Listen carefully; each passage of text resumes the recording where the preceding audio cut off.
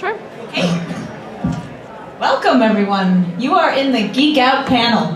If you think you're going to hear about historical fiction, that's about a half hour later across the hall. So, we're a subset of the science fiction, fantasy, and horror writers of ARIA, and a lot of us do panels together. We just came off doing Rhode Island Comic Con. We did a world building panel there, which was really fun. So we know each other pretty well, and so we have a little bit of fun on our panel. So I want to make sure that I leave enough time for you guys to ask questions. If you don't, I've got my mom in the front row. She always has the first question, so don't worry, she'll break the ice for you. But right now, I just want everybody to introduce themselves. I'm Tabitha Lord. I'm the author of Horizon and Infinity and several short fiction pieces that I've sold to other publishers. In my former life, I was a Latin teacher and an admissions director at the Waldorf School. I have 4 kids, a cat, a dog, a husband, busy household, and I am now a full-time writer. Take it away, Sean. All right. My name is Sean Faye Wolf, and I'm the author of the Elementia Chronicles, a series of action-adventure novels that takes place in the world of Minecraft. I started writing this series when I was 14. I was just a regular fan of the game who just really enjoyed my play sessions and had an idea for how I could bring a story to life within the world of the game. I ended up showing it to some friends and family, and they told me I should publish it. I self-published it at first, and then the self-published version took off, and I am now signed with HarperCollins for the trilogy. So. Okay. Woo. Thank you. Okay, Keith. Hi, I'm Keith Carreiro. I've written academic work and fiction work. I've got a chapter in Stephen King's book, Hearts in Suspension. And I started writing this beast called Immortality Wars, which is a planned 9-book series, science fiction fantasy. Basically, it takes place in the 26th century, although when you read the first 3 books, you think you're in medieval England, but it's a scientific experiment. I'm Mike Squatrito. I'm the Vice President of the Association of Rhode Island Authors, as well as the author of the Overlord's Fantasy book series. I'm an engineer by day and do this for fun. I got 3 books. I said the author of Hi, I'm Heather Rigney, and I am the author of the Marrow trilogy. It takes place in Pawtuxet Village, and it actually takes place in this building back in the 1800s. And I reimagined a world where mermaids live in Narragansett Bay, and they are terrorizing this one woman. So it's somewhat historical, and it's also fantasy as well. And by day, I teach art at the Lincoln School in Providence. Outstanding. Thank you. Okay, so since I know these guys pretty well, I like to give them all their own question. Instead of saying one question that everybody answers the same thing, I kind of figure out something I want to ask each one of them. And then I have a few generic things, and then I'm going to throw it out to you guys to ask what you want. If you, I don't know what's happening. Just try to back away a little bit. Okay, go this way? Okay. Yeah. Okay. Like right Anyway, there. so I'll throw it out to you guys so you can ask your questions. If not, I have a pile over here. We can keep the discussion going. So to start, I'm going to actually go all the way down to Heather at the end there. And Heather just told you that she writes a story that takes place here in Pawtuxet Village. So my question for Heather is, how do you bring your readers from something that may be recognizable and familiar and bring them into a fantastical world, or introduce fantastical elements without jarring them? And you can talk a little bit about that, because I've heard you talk about it before, and it's really good. All right, so when you're a writer and you are dealing with readers, naturally, you want your reader to feel that that you're taking care of them, that you're holding their hand, and you're bringing them into a world that they can relate to. And if you put things in that are jarring, or if your facts are not accurate, then they don't trust you anymore, and they put the book down, and you failed as a writer, which is not good. So what you need to do is you need to build something that's familiar, and you need to build something that's relatable, and something that your reader can understand, and then they'll take that journey with you, because if they trust you and they know that you put your time in to do research and to figure out what is going on. So with my mermaids, obviously they're not real. I don't actually believe that there are real mermaids. I hate to disappoint anyone, and if you believe in them, that's fantastic. But I had to build a world where they did exist. So I did a lot of research into biology, and I've had several people today even say to me, well, mermaids, wouldn't that be tropical? And we don't really think of them living in New England. But I was like, yeah, these are hardy, cold water mermaids, and where would they come from? So I'm Irish, and Merrow is a Gaelic word, and it's in old stories. So they're from Yeats, collected stories during the 1800s, and Merrow was one of them. And so I did a lot of research into that, like where would they live, and the waters off Ireland are very cold, just like here in New England. So I did a lot of work thinking about transdermal oxygen and how that would, like, I could absorb oxygen through your skin, and that would make sense for a mermaid. So that would, like, I'm building up the biology of them was really important, and making sure that you're getting all your facts straight. I also, because it's historical, and I did a lot of research about the area, and for instance, right behind us, there's a river down there. There used to be 6 canoe clubs, that went up and down the river. And I have a scene in my book where there is like a scene, and this couple takes a canoe and they go out into the bay, which doesn't go very well because there's a mermaid out there.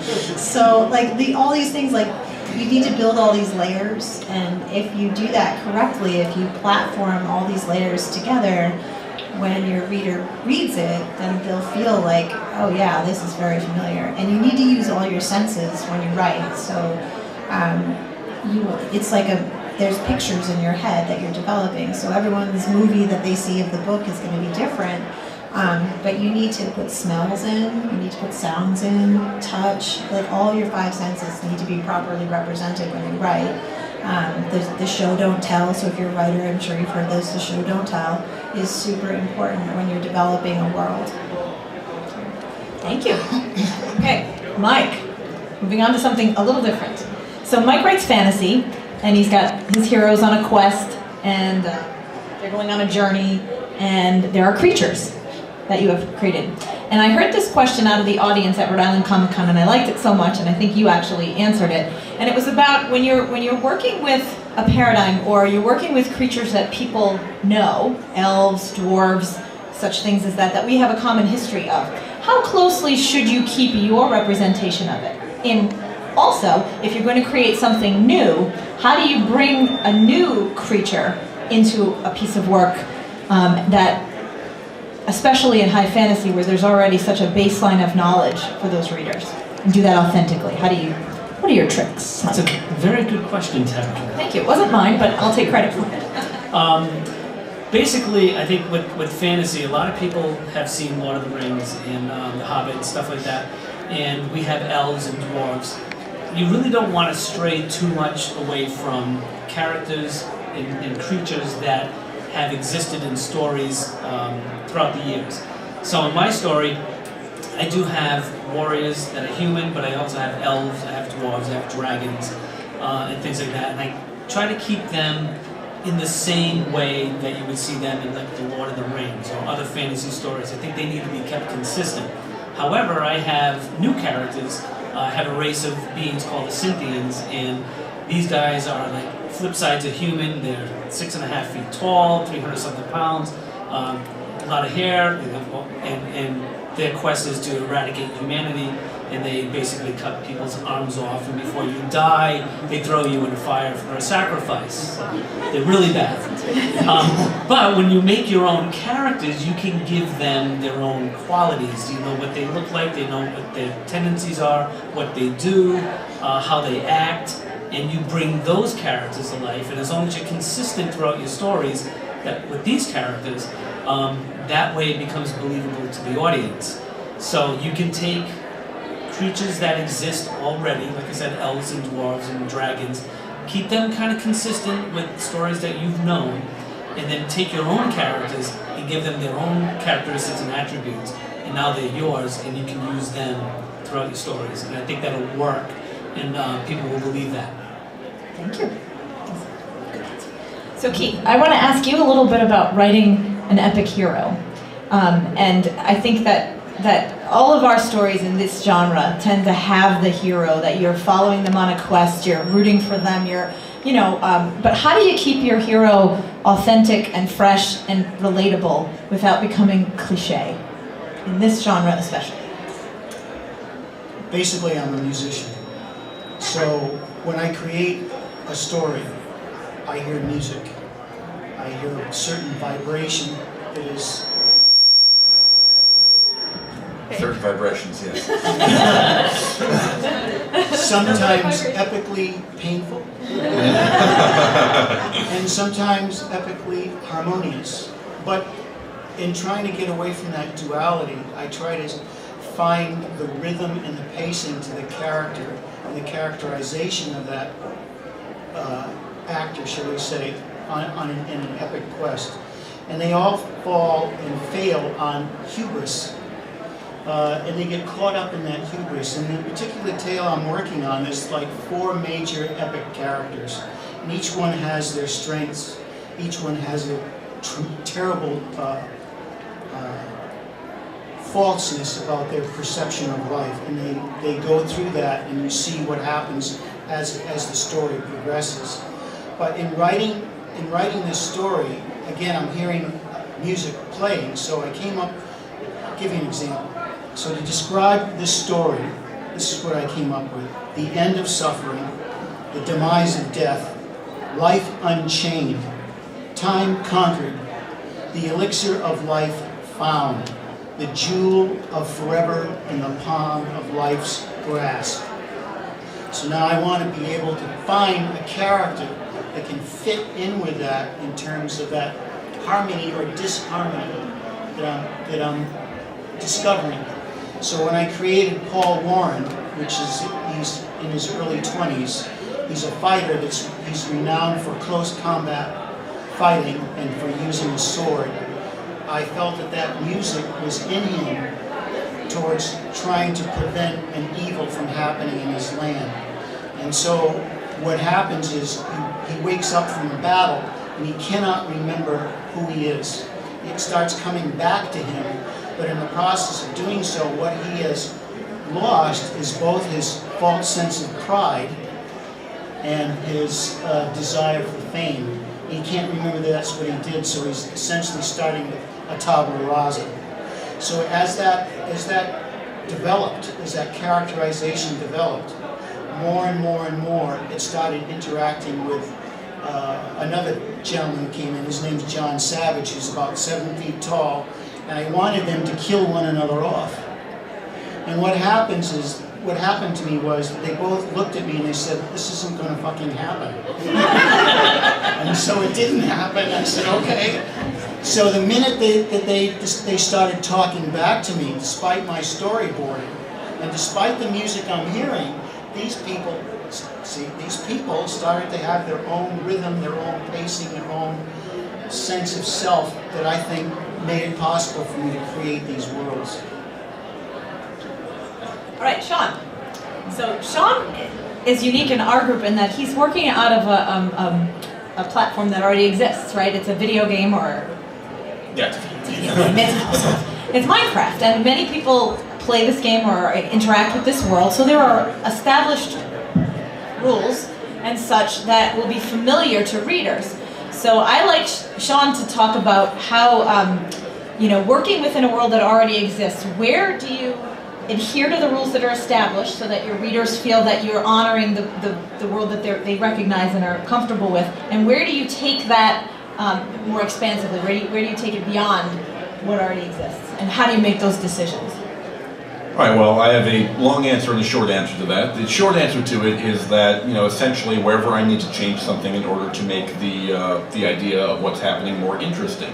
That being, because I'm adapting somebody else's work, you're obviously afforded a certain degree of creative license when you're talking about that, adapting someone else's work.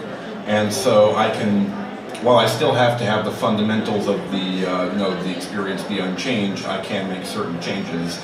Like for, the example I like to use is combat. If you've ever actually played Minecraft before, you would know that the combat in the game is very, very simplistic. essentially, you know, all the characters can do is basically just karate chop at each other like that. You can hold different weapons and karate chop with each other, but essentially, no matter what you're holding, all you can do is karate chop at each other. There's that, there's firing a bow and arrow, and that's basically it in terms of combat. So what I decided to do in my story was to untether that and make it so that you have all the combat options that you would have in an actual sword fight. Maybe a bit more cinematic than reality, more like something in line with Star Wars, where you have, you know, these people doing this really, you know, spectacular sword combat and things like that. But that's an example of something where I decided to, you know, make a change in order to make it more interesting. And that ties into kind of the my other answer to that. That answer being that, and this is something that I kind of feel also ties into the themes of what everyone else has been saying, is that when you're writing a story, everything, and I mean absolutely every aspect of it, needs to be deliberate. Nothing should be in the story just for the sake of, like, if something does not further the story in some way, cut it. It's not going to be important. And that goes with additions too. When I'm choosing what to add to the story, I'm not going to add anything, you know, that just because I think it's cool, if it doesn't in some way help the story that I'm trying to tell. And so I think that's just, you know, my biggest piece of the, maybe not the biggest, but one of the biggest pieces of advice for writing in general. And I think that ties into adapting somebody else's world as well. Thank you. I always like that answer, so I ask him that all the time. Okay, guys, now I have a really important one. I gotta just back away. Everybody's gonna answer it. Zombie apocalypse, alien invasion. What are you preparing for, and what do you wish would you could choose? Which one is it? Just quick, Heather. Zombie apocalypse, and then what am I going with? You're just gonna tell us briefly why that's your preference. What, my preference? So I have a contingency plan that my husband and I have had for about 10 years. That's what you get when you have a panel like this. We've already worked it out with our neighbors. We live through the woods that way, and it's up on a hill, so we're good because we're up on a hill, and we live on a second floor. There's also like a Stop and Shop at a Shaw's nearby, so I'm a pretty good shot. So I'm gonna be up top, and then as he goes for food, and then our neighbors across the street, like we've already worked it out. Like so, there's a lot of squirrels in the area too, so if it comes to that, I'm ready. I don't mind being squirrel. I knew she'd have a good answer. Mike, zombies, aliens. When the alien invasion happens, See? and Yes. get away from the Yes. cities, they're going to go after the cities first. That's a major population. Those will be destroyed. You head for the suburbs. You get as much as you can. Go to Heather's house, and then go into the countryside. Trying to pick us off one at a time is not what they're going to try to do. They're going to go for mass casualties at first. So go to the country. There we go. See? Good advice right here, Keith. Zombies, aliens. The alien invasion has been going on now for about 2,000 years. Evidence is throughout the major governments of the world. And Mr. Trump's hair used to be very flat, but he had an encounter of the fifth kind, and now it's kind of it's in the shape of a UFO. So I would say that I'm ready for the alien invasion because it's already happened, and I'm just going to pretend I'm a writer. All right. Could we potentially consider the possibility of zombie aliens? We could. Aliens from another planet that have been possessed by some sort of, you know, microorganism which gets into their blood, infects their brain. Its only purpose is to spread, using them as hosts, invading our world, hopping planet to planet until the entire universe is nothing but a hollowed-out corpse of its former self. I think that would be the most interesting thing to observe. I'm not sure I can pick one of them individually, but I think that, yeah, they would both be equally neat and horrifying to witness. Indeed. See, I think Sean's meds were up at 2:30. Oh, sure, you say that to me and not Trump's hair is proof of UFOs. And they're already here. Okay, so I have lots more questions I can ask these guys, but I would love to see what you all have. Last time I did this, there was questions up and down every row, so I want to make sure if you have questions, ask them now. And we're fun and we're lighthearted. That's why I asked the zombie alien thing. Ask us anything. The only thing is if you can just pretty much make it a concise question, and that way if there are a lot of them, we can get through it. Yes, sir? Oh, aliens. You know, I mean, because that means there are aliens. And I am ready. I know just where the armory is. I know where we're going to hide. I agree with Mike. We're going to go off grid a little bit and get out. But yeah. So So, anyone? Do I need to make my mom raise her hand? Come on, guys. Okay, there we go. My question was mainly for Heather, but we're open to everybody. So when you're making a realistic world with fantasy in it, where do you sort of draw that line? So the best thing you can do is just there should not be like there should be a line, but there should not be a line. Like you want to make it'll come naturally. Like as you start to write, when it feels unnatural to you, you know that you crossed the line. Like you definitely like when you're going through like to say you have to answer your questions too. So that when I started to write in my first book, I had my main character is a functioning alcoholic funeral director mother, and she's had like nursing a hangover in the village playground, and this like mysterious woman comes in, and she's like checking her out, like, and everyone like falls all over her, and she's like, what the hell's going on? And then she hears like a voice in her head, and it's pretty much like the mermaid speaking to her, and like just, and she's like, oh my god, like some crazy bitch just talked in my head. So like and no one believes her because she's an alcoholic. But that point, like it took me a while to realize like what was this telepathic thing coming through, and like it wasn't like it took time, and much like what David was saying was the character spoke to me, which is really cool. So like after a while, like it told me like I figured out why she was hearing in her head. So that's just like an example of like it will flow naturally, but like when like also what Rashawn was saying is like if it doesn't fit, like pull it out. Like it's not. Don't go on tangents just because you're like, oh, I've been really wanting to write this in there. Like I did have like one part in my second book. I did a lot of research at the New Bedford Whaling Museum, and I got to read a ship's log, which was so cool. Like just to read something that was 200 years old, it was just like absolutely amazing. And a lot of the things that they wrote about were just like common things, like bathroom issues, too much gas on the ship that was like smelling, and like this is hilarious. So I actually like put that in my book, and like my editor asked, she's like, do we really need this? But we had like a good discussion, and like it was a vehicle that I needed. Like I felt it wasn't so much a gratuitous me putting a ship's log in, but more like it was a vehicle to show like passage in time. So I don't know if that helped. If I could add to that really quick, I agree with everything she just said, and also I'm just gonna basically reiterate the point I made before. That being just make sure whatever you do it's deliberate, because I think a lot of people have this idea that if you're creating a realistic fantasy story with like fantastical elements in the real world, you have to really emphasize those fantastical elements because you're adding something to the world. You really have to emphasize what that is. But I'd say only emphasize it to the point that you need to, because you are still trying to depict the real world, and if you go too out there crazy, then you might as well just try and depict. Then you might as well just write a full-on fantasy story. And so yeah, I think just whatever your story requires. Like for example, in something like Harry Potter, you have an entire alternate world that exists alongside the real world. So that's an example where you need a lot of where you really have to emphasize the fantastical elements. But in terms of something like like the Marrow, that's more something where it's the mainly set in the real world, and then you're adding certain fantastical elements within the real world. So it's a balance that you really have to play by ear depending on what it is that you're doing.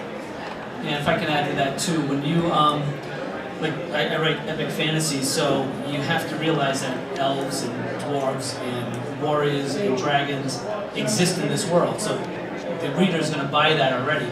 However, I have humans. Humans cannot jump off of 50-foot story buildings and be safe unless they use magic. Okay, magic's okay if you buy that, but magic has its limits too. You can't go overboard because anytime they get into a bad situation, I'll just cast a spell and everything's good. So try to keep it real as much as you can, and then know where know where your boundaries are. I think if your characters continually get out of things because they have some kind of magical weapon or they got a super strength, people aren't going to like that after a while. Kind of cheating. No way. Okay, there was another. So I have a response. Yes, right ahead. So in Greek, there's a word called tautology. And tautology, basically, I'll use the definition. There's three major definitions, but to answer your question about world building, A tautology is a statement that is true by necessity or by virtue of its logical form. So when you're creating worlds, you have choices. You can create, like has been said, you can create an imaginary world, an alternate reality. You can go to a real place, an actual location, and then go from there. So each one of those is its own tautology. So when you create the tautology that comes to you, you're going to ask an existential question, which sparks this whole process of world building. So when you do that, you want to see what comes in. So you're on a divergent. We'll plug to divergence. You're on a plug. You're on a route that encompasses everything. So once you gather all those options and information, then you converge on it. And you need to make sure that the convergence is such that it follows the truth that you've set up within the box that you've set up. I saw a hand up back there. Who had their hand up? Yes. Where do you find, so this is a different format, right? Where do you find inspiration? But then how do you organize it? So like, Stephen King I think is famous for writing without an outline. And so like, so where do you go from? How do you like, take it out here and then start to mold it and form something for the story? Like that's molding the organization. Okay, I'm going to start with that. And just say that for me, I always start with a question.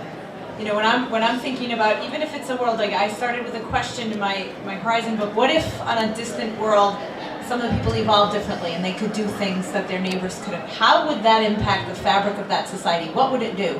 And so that kind of gave me the place I wanted to start with and the story I wanted to work around. And then very quickly you have to move into your characters. Because without your good characters, you could be world building and creating maps and planets and space and this, and you could have every spaceship, you know, plans for those. You could create languages. But if you don't have your characters moving through that world, nobody cares, right? You have to then go quickly to your characters. So for me, it's the question that I really want them to have to grapple with. That's sort of like the seed. And then I put it in a setting of, okay, this is not going to be a fantasy world. This is actually going to be a sort of a parallel Earth, slightly futuristic, whatever. And then it's, but whose story is it? And once you get the whose story is it, then your story moves. So I would say character is your heart of your story, building that up. Anybody want to add? Yeah, I'll add to that. Conceptually, I don't know how Stephen King writes without an outline. Okay? I don't know how anybody writes without an outline. One in the hills and the farm. Anyway, but then again, I'm an engineer by day, so I'm very analytical during the day, and I slay dragons at night. So, but I start with an idea, and I write an outline, and what I do is I have my bullet points that are my major bullets, and then I'll have subplots and things like that. But once I have the outline complete, and we all have characters in our head that are talking to us right now. Mine are over there, they're watching. Okay, and you get your character set going. Nobody's taking their meds today. But what you want to do is you want to write to each bullet. Okay, so I can't tell you, like in the first scene, oh, we meet the character, second scene, they head off for their journey. Well, I'm going to write from bullet 1 to bullet 2, and I don't know what's going to happen. That's the creative process. However, I have a roadmap to get me from the beginning to the end. And that's why I try to tell a lot of people, if they're lost, did you write an outline? And if you didn't, then how do you know where you're going to go? So you might get lost along the way. So I would always write an outline and then finish it off that way. But you have to have great characters too, so it kind of goes hand in hand. And honestly, Mike took the words right out of my mouth. I was going to make the exact same point about the bullets. Because what I think that's like, for me personally, I'm very strictly an outliner. The Elementary Chronicle series across the 3 books has 91 chapters. I had all 91 chapters planned out before I started writing book 1. That's just who I am. I like coming up with, really concise, detailed, knowing exactly what's going to happen when. But I think that the key, to outlining is similar to Mike said, that you need to have, let's say throughout your story you have 5 or 6, major bullets. Those major bullets are things where you have to get your character from point A to point B. And yeah, you can basically put as many sub-bullets as you want to in there. But I think that you really have to make sure that your major bullets, flow into one another flow into one another well. Because I think that, you know, if your major bullets don't flow into one another, then that's an example of where your story isn't cohesive and it's not going to turn out very well. The non-outliner wishes to speak. Oh, the non-outliner. That's me. So, go ahead. So, many years ago, almost 50 years ago, I was at the University of Maine in Orono, where I got my undergraduate degree. And there was a gentleman in the student campus office who was always there. Big, tall guy, very lanky, glasses, very thick glasses, long hair, and always at the typewriter. So one day I said, please, what are you doing? You're always here writing and typing. He didn't say anything. He just took the pages that were already typed. And he went like this. And he got up and he handed me the sheaf of the manuscript, those sheaves to me. And I started reading it. And what I was astounded by was that this gentleman was my age.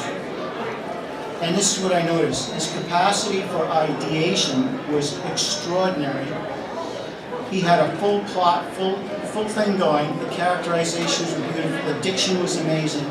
But his knowledge of popular culture, his knowledge of horror, and his knowledge of putting both popular culture, humor, and cars together, engines. What I was looking at was the basic manuscript for Christine. And the gentleman's name is Stephen King. And when I said to him, as I was reading this, I was saying, this is unbelievable. This guy's a genius. Now, I don't know who he was, but I'm a rabid, avid reader. So when I see something really good, I can recognize it. And this was spectacular. So I said to him, well, how did you come up with this? He says, well, I write every day. So, well, what do you mean you write every day? Well, I try to write 2,000 words a day. I don't write because I'm inspired. I write because I'm already inspired anyway to write.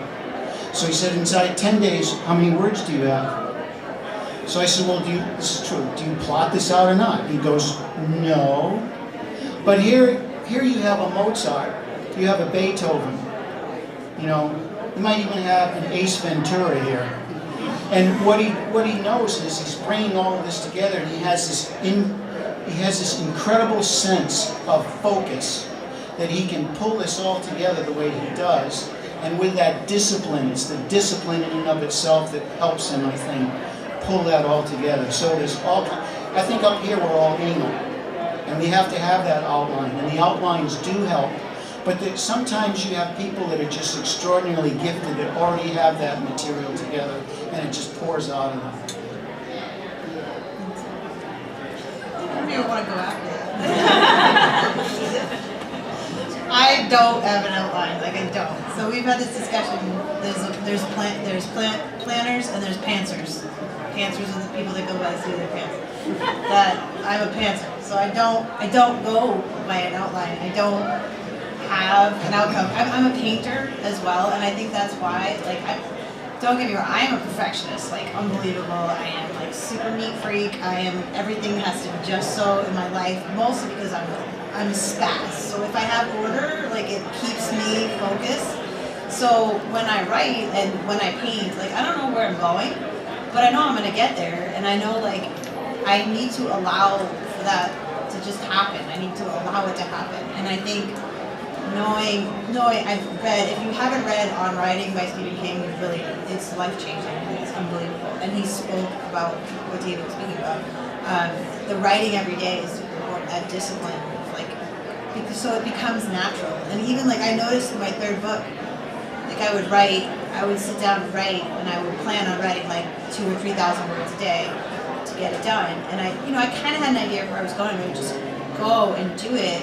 And I was getting feedback this is way better than your first book. This is going. And I'm like, really? Because I didn't try as hard as my first book. So that felt good to know, all right, because I kind of thought I half-assed it. So if it looks good, yeah. But by the third book, it just becomes natural the more you do. Is there someone in here that spoke about the 5 a.m. writers? Yes, okay. Yes, so there's a group on Twitter called the 5 a.m. writers. It was started by an art teacher. I think he's in Texas. I think you just look at the hashtag 5 a.m. writers. if you're one of those people, like they start at 5 o'clock in the morning, they log on to Twitter, they put the hashtag in, I'm writing, and they do sprints together. Which I thought is like, that's how I started. Like when I was teaching, my daughter was really little, I would get up really early in the morning and I would write. And I didn't know what I was going to write, I would just do it. And I would log on and I would do sprints with them. And you just put it in, like I'm starting my sprint. And then you check in, like, okay, check back in 15 minutes. You come back 15 minutes. How many words did you do? I did 100, I did 200. And it's just, it's a good motivation. Those tips, I mean, it's a lonely world as a writer. Like you're alone a lot. And with social media, it's so fantastic to have something like that, to have that kind of a support network, to be like, I'm not alone doing this. Like Nano Writing Month, I would never do that because I would be unbearable to live with if I did that. Like, I would probably be divorced and alone. So yeah, I couldn't do it. But the fact that it exists is like amazing that you're in this community of people and you're practicing your craft and you're not alone and you have other people cheering you on. That's fantastic. Okay, anybody else?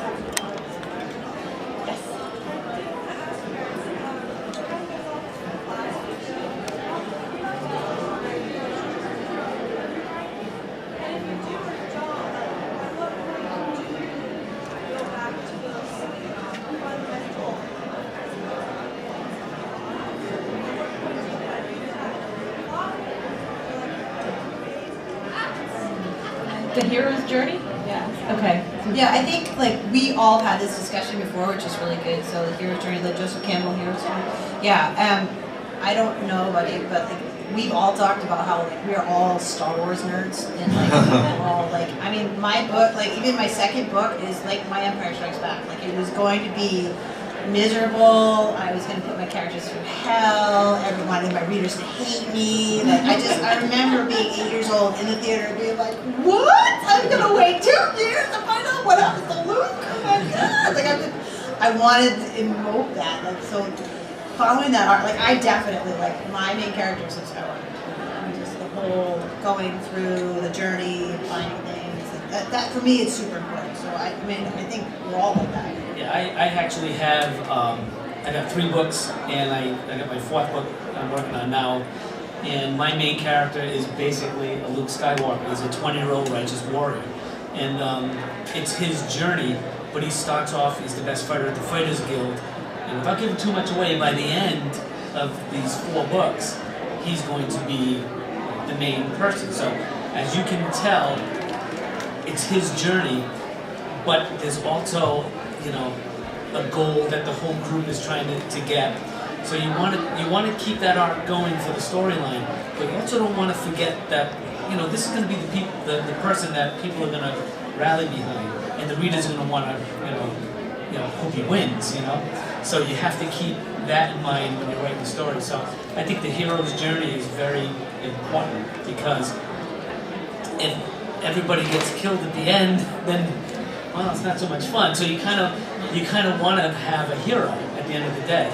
But like Heather was saying, I got the whole Empire Strikes Back too. I mean, my characters get beat up and bad things happen. People die. When they die, they die.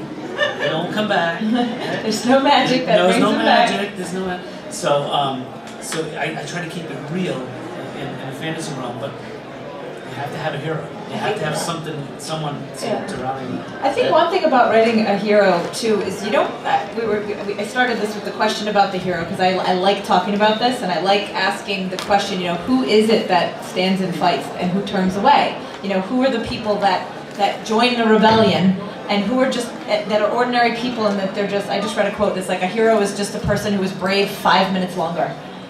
So who are those people, and if you put them in these situations, who does what? And I think that you start to create this personality that you think is going to do the things you want them to do, and they get hit by something and they don't do the thing. Now you have to that's a really interesting thing to do with a character, is have them not behave in a way that was heroic maybe in that moment, and you then have to have the repercussions of that, and maybe there's the growth that they have to go through and the sorrow or the angst or the suffering that they have because of that, and that makes them really more interesting and more human, right, and more relatable, because we don't want perfect. So it is a journey, and I think that's the key, is it's the journey. And in the end, I mean, what we write, we want our heroes to sort of come out on top. That's sort of the point of our our happy genre that we like to write in. But you can't make it too neat and tidy either. So you want to give them something to chew on and mistakes to be made, and and you also want to know. One of the things I had to ask was, where are they when you start? And I started one of my characters in the very wrong phase, and my readers didn't like him. And I had to go back and kind of age him up and say he wasn't the hero, he wasn't mature enough to do the things I needed him to do in this book. So I had to kind of like make that part of his past and age him up, and I had to do a full character rewrite so that people would relate to him and want to take the journey with him. So. And this is just sort of an aside that's kind of, building on what everyone else has said, but for me personally, I find it very, I don't know if enjoyable is the right word, but I really enjoy putting my characters through all of that torment and all of those obstacles. And the reason for that is because I think it's, not only is it, I think it's very interesting to see just how low that character's lowest point is. Because based on the hero's journey, at the end they have, they have to get to the lowest point so that the victory at the end actually means something. If they hardly suffered at all, then what's even the point of it? And I just think it's very, I just think seeing how many ways you can think of to bring your character lower than they were, and then to have them fight back and grow as a result is very fun. I distinctly remember when my third book launched, first of all, I will say that my books, I didn't plan it this way, but it's just sort of how the story flowed. It also very closely follows the Star Wars formula, with the second book being The Empire Strikes Back. That is the characters at the lowest points, especially at the end of book 2. Things can't get much worse. I just remember a kid coming up to me at the premiere of my third book, and he just comes up to me, and he buys the book, and his lip trembling, he's like, "Are you gonna kill any more of my favorite characters?" And I remember just kind of giving him a mysterious smile and sending him on his way. And I just think that's fun. I just think it's very fun to see the, and I think that just also kind of on the topic of death in the story, if I can just touch on that very quickly, I think that it is important for death to be very final. I think the moment that you enable someone to come back from death, that cheapens the concept, and then there's really one of the biggest stakes you can possibly give for someone isn't a stake anymore. I don't think I have ever been as affected as a reader than when I was in 4th grade and I read the ending of Bridge to Tabitha for the first time. I don't think I have ever just, I don't think, yeah, I remember that really left an impact on me. I'm like, that was really when it hit me that, like, just how powerful a literary tool death can be. And so, I'm sorry I kind of went off on a tangent there for a second, but I think it does kind of relate to the hero's journey and the fact that you do really want to, you just really want to, kind of what I said before, have everything be deliberate, know what you're going to put them through, and know how they're going to come back from it. And put your characters in a bad situation and make it worse before you get them there. So, Hey, wait a minute. Joseph Campbell is known as a comparative mythologist and talks about comparative religion. And The Hero with 1,000 Faces was published in 1949. He's famous, I'm going to use Yoda's language. He's famous, and modern writers have since talked about the archetypal manifestations of a hero. So it comes down into a slogan. Bliss, you must follow. Yes. So the writer has to follow his or her own bliss. And that means, as these great folks are saying, is that whatever seems right to them in terms of that archetype that they're trying to summon forth should work. So if they want to be mean to the character, then it happens. That's the bliss part, as well as the kudos that character might engender as well. But I really think that with this type of work that we're working in, there's something that is palpably universal. When you go back to Carl Jung's work, where he's talking about the collective unconscious, I really think that once any one of us unzips that reality into dream, and we start to look at what that is, we're now on common ground with one another.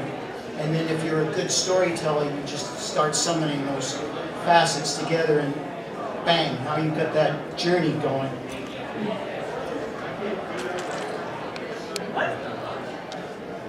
Come on, nobody has any more questions? Do I have to ask them more stuff?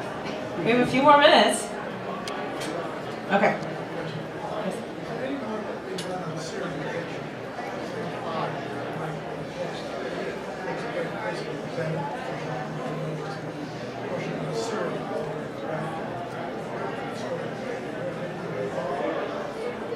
The only thing I'm familiar with is King borrowing on Charles Dickens' work of serialization. Of course, you have George R.R. Martin, who wrote those books that he's wrote for Game of Thrones, but now the writers of the television series have gone way, way past it. Is that the kind of serialization you're talking about?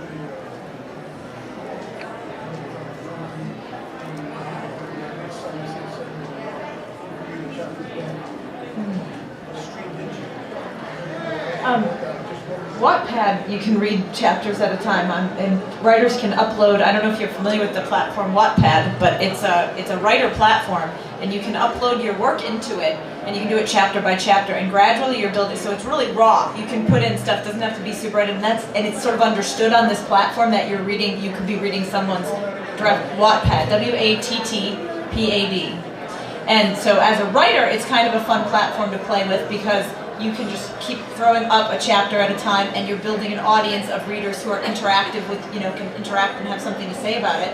And that is, I think, some serialized. You can. It's crowdsourcing too, where you go out to your fans and you ask them what they would like. Right.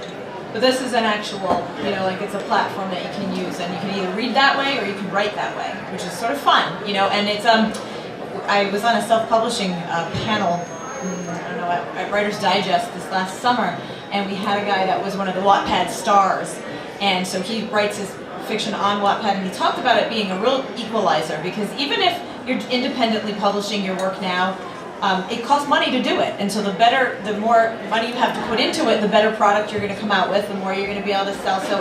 But Wattpad is a platform where you really put in your stuff, you build your audience, you interact. And the serialized piece is how you build your audience. You add a new chapter each week or whatever. So it's kind of an interesting, it's a neat time to be writing. There's so many different ways you can put your work out there and so many ways you can interact with an audience. And that's one of them that I thought serialized.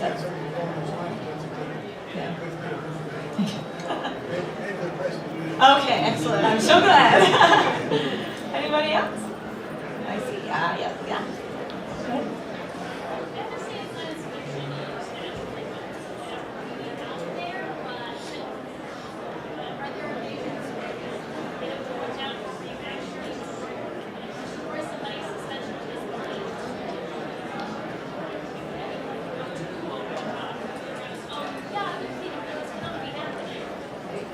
Well, I think that's one of the pitfalls, right? And we talked about this on another panel. We talked about what are the mistakes you can make as a writer, and I think that going over the top and breaking that trust with your audience, and one of the ways you can do that is breaking your own rules of magic or breaking your own rules of science that you've set up, right? So I work in science fiction. These guys are mostly fantasy, but I have rules. I have empathic people. I have spaceships. I've had to create a world, and I have to make my characters behave in that world. I can't just all of a sudden decide I want to get them out of it, so suddenly we can resurrect people, right? That would be a broken trust.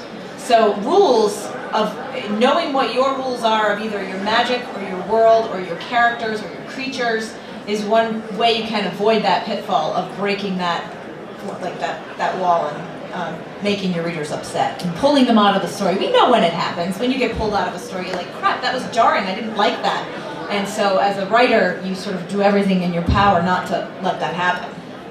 And I think one of the biggest pitfalls of people writing in science fiction fantasy is they think that the way to add more conflict to an ongoing story is to just make everybody more and more powerful. The concept of power creep can be a very that's a very easy trap to fall into.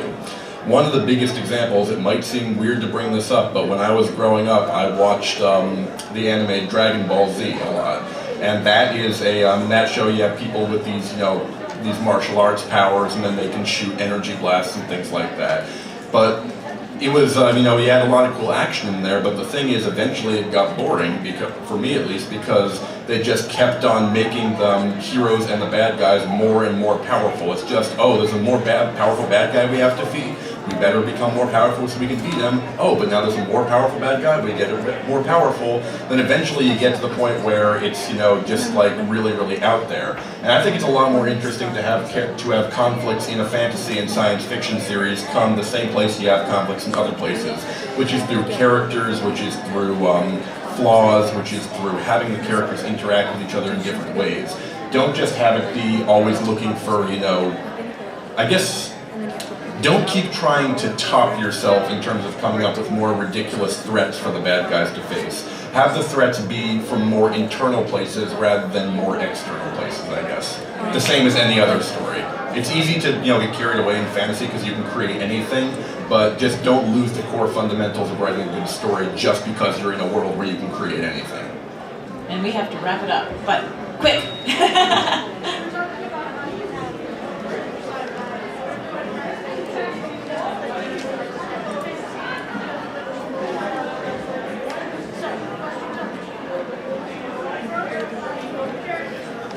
I always build the characters first.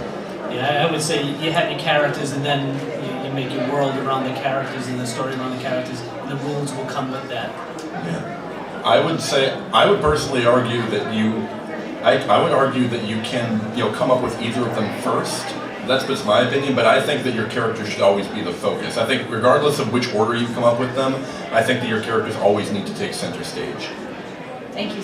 We actually have to go because I got the... So listen, here's where we are out there if you want to come talk to us. I am at 613. Where are you? I am at table 813. I'm at 802. 408. 503. So come and see us if you have more questions, and thank you so much. Yay!